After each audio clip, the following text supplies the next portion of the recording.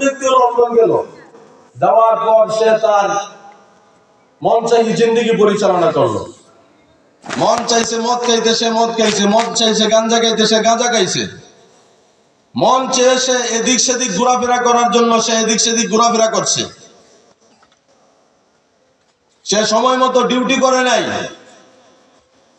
এমন একজন ব্যক্তির দৃষ্টান্ত বাংলাদেশে আসার পর তার জন্য কি কোনো কিছু থাকবে?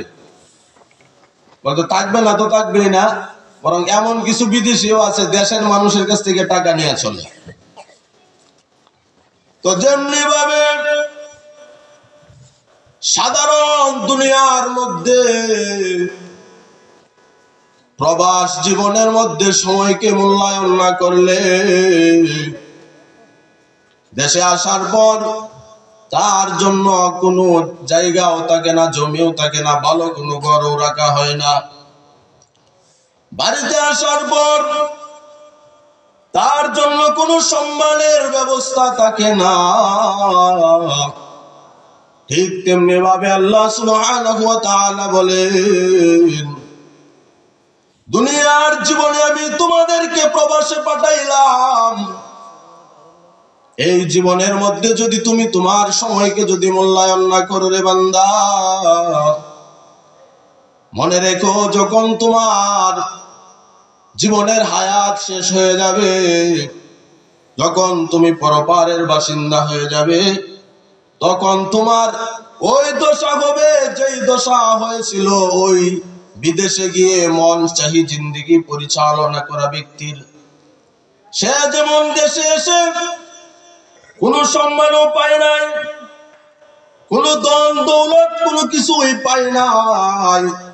তুমিও যদি দুনিয়ার জীবনের মধ্যে তোমার হায়াত নামক জিন্দেগিটাকে যদি আমার মূলনীতি অনুযায়ী যদি পরিচালনা না করো, আমার ডিউটি যদি তুমি আদায় না করো, তাহলে আখিরাতেও তোমার জন্য কোনো অংশ থাকবে না। তো আমরা বুঝলাম সময়ের কতটুক দাম, সময়ের কতটুক গুরুত্ব। এই সময়কে মূল্যায়ন করে জিরো থেকে মানুষ হিরো হয়ে যায়। সময়কে অবমূল্যায়ন করার কারণে মানুষ কোটিপতির থেকে রাস্তার ফকিন্নি হয়ে যায় একবারে। তো আল্লাহ তাআলা এই সময়ের শপথ নেওয়ার পর বলতেছেন, ইন্নাল ইনসানা লাফি খুসর, অবশ্যই অবশ্যই সমস্ত মানুষ ধ্বংসের মধ্যে রয়েছে। তাফসীরে জালালাইনের মধ্যে বলা হয়েছে আই ফি তিজারতিহি, অর্থাৎ বান্দা তার ব্যবসার মধ্যে অবশ্যই চির ক্ষতিগ্রস্ততার মধ্যে রয়েছে।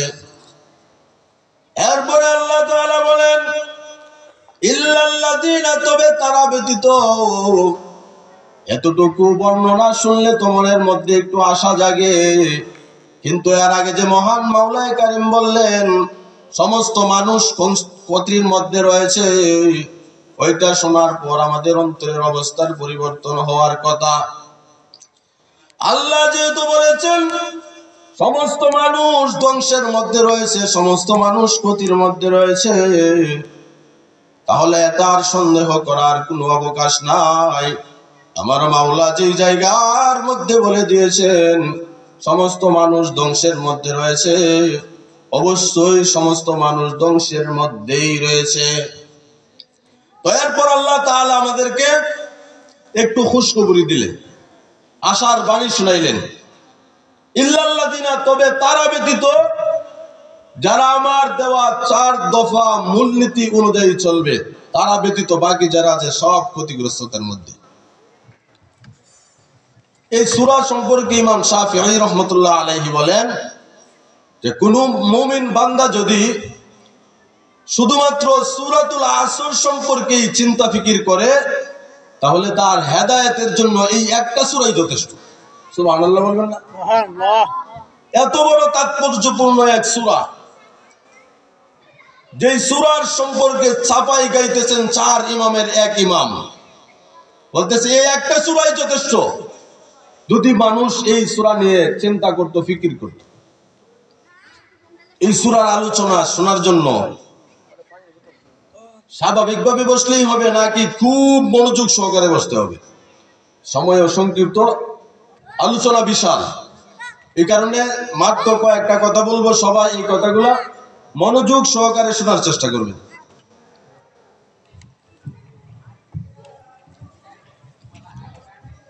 আল্লাহ তাআলা বলতেছেন সমস্ত মানুষ ধ্বংসের মধ্যে, তবে তারা ব্যতীত যারা আমার দেওয়া 4 দফা মূলনীতি মেনে চলবে। এর মধ্যে 1 নাম্বার মূলনীতির নাম হলো ঈমান। ইল্লাল্লাযীনা আমানু, তবে যারা ঈমান আনবে তারা ক্ষতির মধ্যে থাকবে না। এই যে ঘোষণাটা দিয়েছেন, এটা কার ঘোষণা? বলে মহান মাওলাই কারীম আল্লাহ সুবহানাহু ওয়া তাআলা ঘোষণা দিয়েছেন সমস্ত মানুষ ধ্বংসের মধ্যে রয়েছে, ক্ষতির মধ্যে রয়েছে, তবে তারা ব্যতীত যারা ঈমান আনবে। সুতরাং বোঝা গেল যারা ঈমান আনবে তারা লাভবান, যারা ঈমান আনে না তারা ক্ষতির মধ্যে রয়েছে।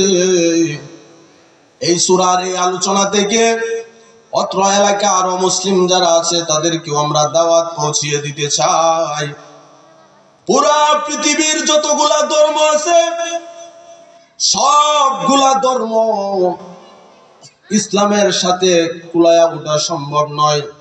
ইসলাম এমন এক ধর্ম যেই ধর্মের ব্যাপারে কারো কোনো সন্দেহ নাই।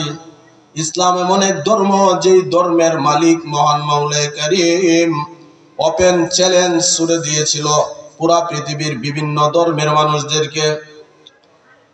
ওয়াইন কুনতুম ফি রাইবিম মিম্মা নাযালনা আলা আবদিনা ফাতু বিসূরাতিন মিন মিসলিহি।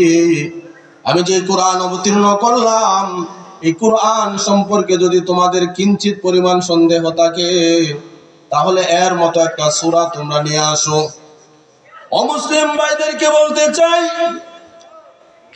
এমন এক জামানার মধ্যে আল্লাহ সুবহানাহু ওয়া তাআলা চ্যালেঞ্জ করেছিলেন যে জামানার মতো বড় সাহিত্যিকের যুগ আর কোনোদিন আসবে না। তখন পুরা পৃথিবীর বেদুনমিরা মিলে চেষ্টা করেও আল্লাহর এই একটা চ্যালেঞ্জের মোকাবেলা করার কারো হিম্মত হয় নাই।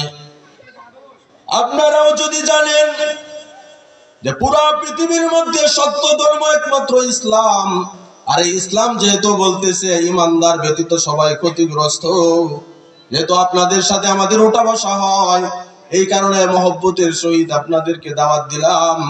নিজের বিবেককে একটু প্রশ্ন করবেন, আমরা কি সত্য ধর্মের উপর আছি নাকি ইসলাম সত্য ধর্ম? যদি ইসলাম সত্য ধর্ম হয়ে থাকে তাহলে কে কি বলবে এগুলা পরোয়া করার সময় নাই। আমি নিজেকে ক্ষতি থেকে বাঁচাইতে হবে। ইসলামের মালিক আল্লাহ সুবহানাহু ওয়া তাআলা বলেছেন সমস্ত মানুষ ধ্বংসের মধ্যে, তবে তারা ব্যতীত যারা ঈমান আনবে। আমরা এখানে যারা আছি সকলে ঈমানদার, তাই ঈমানের আলোচনা করার মতো সময়ও নাই আর দরকারও আমি মনে করি না। সচরাচর সব মাহফিল গুলাতে ঈমানের আলোচনা করা হয়। শুধু একটা হাদিস আপনাদেরকে শোনাই। আল্লাহর রাসূল সাল্লাল্লাহু আলাইহি ওয়াসাল্লাম বলেন, লা ইউমিনু আহাদুকুম হাত্তা আকুনা আহাব্বা ইলাইহি মিন ওয়ালিদিহি ওয়া ওয়ালাদিহি ওয়ান নাসি আজমাইন।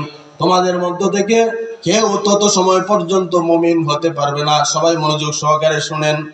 কেউ তত সময় পর্যন্ত মুমিন হতে পারবে না যতক্ষণ না সে আমি রাসূলকে তার জীবনের চাইতেও বেশি ভালো না বাসবে, তার সন্তান সন্ততি, তার আওলাদ বংশধর, তার সহায় সম্পত্তি, এমনকি ওয়ান্নাসি আজমাইন, সমস্ত মানুষ থেকেও যদি আমি আল্লাহকে বেশি ভালো না বাসতে না পারে তাহলে সে কখনো পূর্ণাঙ্গ মুমিন হতে পারবে না।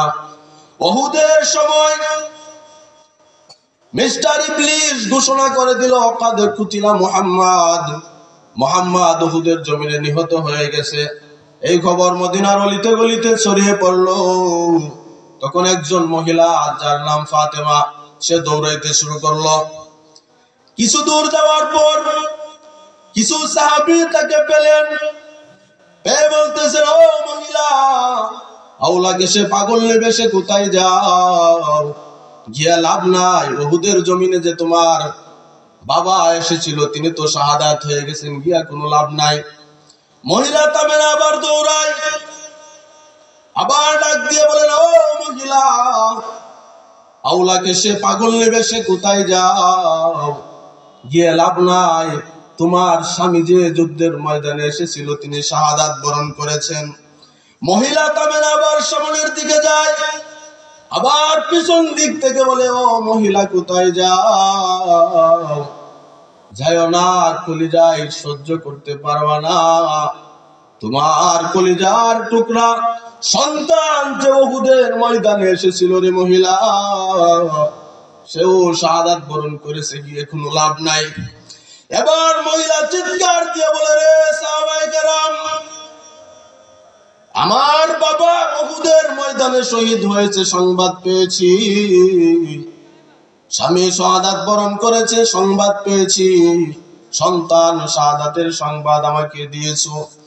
আমার বাবার শাহাদাত হয়েছে কি হয়েছে না, স্বামী সন্তান শাহাদাত হয়েছে কি হয়েছে না শুনতে চাই না,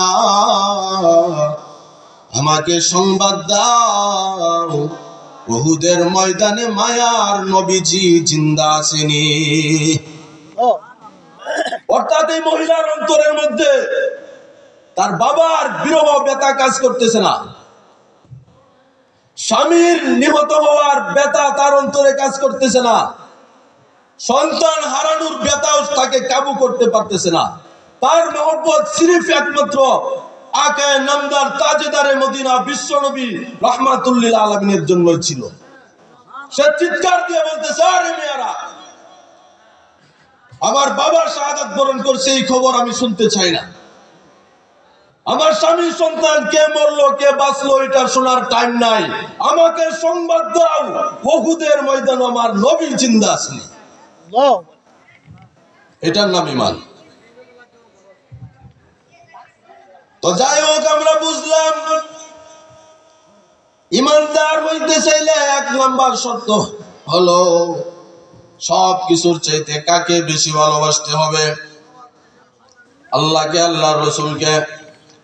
যদি কখনো সংবাদ আসে আমার নবীজির ইজ্জত রক্ষা করার জন্য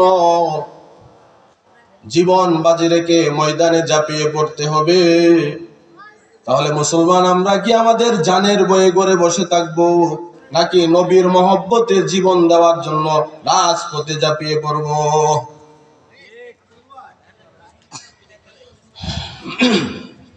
দুই নাম্বার কর্মসূচি হলো, আল্লাহ তাআলা বলেন ইল্লাল্লাযীনা আমানু ওয়া আমিলুস সলিহাত।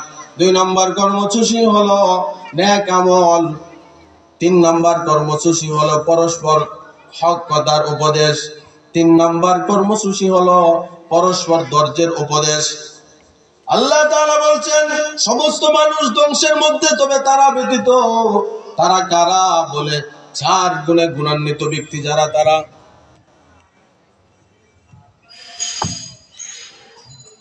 এর মধ্যে 1 নাম্বার গুণ হলো ঈমান, 2 নাম্বার গুণ হলো আমলে সালেহ, 3 নাম্বার গুণ হলো পরস্পর হকের উপদেশ। এটার সুজা সাপ্তাহ তাফসীর হলো, আমরা যখন কথা বলবো বসে, এদিকে তাকান সবাই, হুজুর আসছেন আলোচনা করবেন, আমি আলোচনা শেষ করে দিতেছি। তো আমরা যখন 2 জন বসে কথা বলবো তখন হক কথা বলবো। কি বলবো? হক। পাশের বাড়ির সগীর আলীকে নিয়ে আমরা আলোচনা করব না। কি করব না? পাশের বাড়ির সগীর আলী কি করছে কি না করছে এগুলো নিয়ে আমাদের কোনো আলোচনা নাই। আমরা বসবার সাথে সাথেই ইমানি মুযাকারা করব। কি করব? ইমানি মুযাকারা। যে ভাই এমন বেফানা, এমন পেরেশানিতে পড়ছি যে নামাজটাই পড়তে পারতেছি না, এইগুলো নিয়ে আলোচনা করবো মিয়া। একবার কি এটা মনের মধ্যে পড়ে না যে আমার তো আখিরাতের কথা স্মরণই নাই, আমি তো আখিরাত থেকে একবারে গাফেল। এই কথাগুলা 2 জনে বসে বলতে পারেন না? আমরা কি করি? পাশের বাড়ির কোন মহিলা কি করছে এইগুলো নিয়ে আলোচনা। চার স্টল গুলা তো একবারে জাহান্নামের গর্ত। যত ধরনের গীবত আছে সব বসে চা খাইবো আর গীবত চলতেছে। তো আজকে থেকে আমরা মুখ থেকে আর কোনো গীবত করবো না। যদি মুখ দিয়ে কোনো কথা বলতে হয় হক কথা বলবো। কি বলবো? হক কথা। এরপরে আল্লাহ বলছেন সবরের কথা। কিসের কথা? ধৈর্য ধারণ করবো আপদে বিপদে বালা মুসিবতে সব সময় আমরা কি করব? ধৈর্য ধারণ করব। একটু হুজুরে বসায় 1 মিনিট কথা বলে ফেলি। তাফসীরে জালালাইনের মধ্যে উল্লেখ আছে এই সবর 3 প্রকার। কয় প্রকার? 3 প্রকার সবর। একটা সবর আনিল মুসিবত, সবর আনিল মাসিয়াত, সবর আনিল ইবাদত। মুসিবত আসলে ধৈর্য ধারণ করতে হয়, এটা আমরা সবাই জানি। গুনার সামনে আসলে ধৈর্য ধারণ করে গুনাহ থেকে বেঁচে থাকতে হয়, এটা একবারই জানি না। ইবাদতের মধ্যে সবর করতে হয়, এটা তো আরো আগে থেকেই জানি না। তো সবর কয় প্রকার? 3 প্রকার। 1 নাম্বার সবর, মুসিবত আসলে তো আমাকে ধৈর্য ধারণ করতেই হবে। 2 নাম্বার, আমার সামনে যখন কোনো গুনার সুযোগ আছে, কি আছে? গুনার সুযোগ আসে, তখন আমি নিজেকে কন্ট্রোল করব ধৈর্যের মাধ্যমে, যে না, আমার পক্ষে এই গুনাহটা করা সম্ভব না। আমি না মুসলমান, আমি কিভাবে এই গুনার কাজটা করি? এটা গুনার সামনে আসলে ধৈর্য ধারণ করা। ইতি অনেক লম্বা আলোচনা আছে, করার টাইম নেই। এরপরে ইবাদতের মধ্যে সবর, যেটা আমাদের মধ্যে নাই।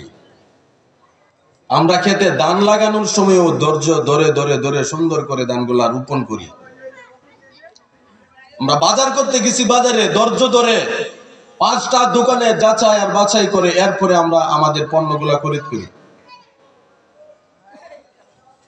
গরু কিনতে গেছি, একবারে সুন্দর মোটা তাজা যে গরু, ওই গরুটা আমরা কেনার চেষ্টা করি। এত চাপ, চতুর্দিকে চিল্লাচিল্লি, গরম, এরপরেও মানুষ কয় না যাচ্ছে যেটা করে একটা কিনা লইয়ে বাড়িতে যাই, এটা কয়নি, এটা কয় না। কিন্তু নামাজের মধ্যে যাওয়ার সাথে সাথেই কোন শয়তানে যে গুতা মারে, এটা আল্লাহ সুবহানাহু ওয়া তাআলা ভালো জানে। নামাজে ডুববার সাথে সাথে তাড়াহুড়া যে শুরু হয়। শাস্ত্রলে বই থেকে 1 ঘন্টা সময় নষ্ট করে আইছে, মসজিদে আইছে, ইমামের 5 সেকেন্ড দেরি হইবার সাথে সাথে ইমাম সাহেবের সাথে লাগাই দিছে মাই। এগুলা আমাদের থেকে দূর করতে হবে। ইবাদতের মধ্যে আমাদের সবর আনতে হবে। আমি নামাজের মধ্যে দাঁড়াইছি, কার সামনে দাঁড়াইছি? আল্লাহ সুবহানাহু ওয়া তাআলার সামনে দাঁড়াইছি। তখন আমি নামাজটা একবারে সুন্দরভাবে আদায় করব। মনে মনে ফিকির করবেন, মিয়া গরু কিনতে গেলে বালা মোটা তাজা গরুটা কিনেন, সময় নিয়া মাথায় ব্যথা উঠে যায়, এরপরে তো আপনি আসেন না, সুন্দরটা কিনেন। নামাজটা পড়ার সময় আপনি ও সুন্দর নামাজ কেন পড়বেন, আমাকে একটু বুঝান। আলোচনা তো উলামায়ে কেরাম আছেন, আমি আপনাদের সন্তান বুড়াকালীর, এই বিষয়টা আমার বুঝে আসে না। নামাজ পড়ার সময় আমাদের কেন এত তাড়াহুড়া? তো মুফাসসিরিনে কেরামগণ বলেন এটাও শয়তানের একটা জাল। তো আল্লাহ সুবহানাহু ওয়া তাআলা আমাদেরকে 4 দফা মূলনীতি জীবনে বাস্তবায়ন করে ক্ষতির থেকে বেঁচে চিরস্থায়ী জান্নাত লাভ করার তৌফিক দান করুক। ওয়া আখিরু দাওয়ানা আনিল হামদুলিল্লাহি রাব্বিল আলামিন।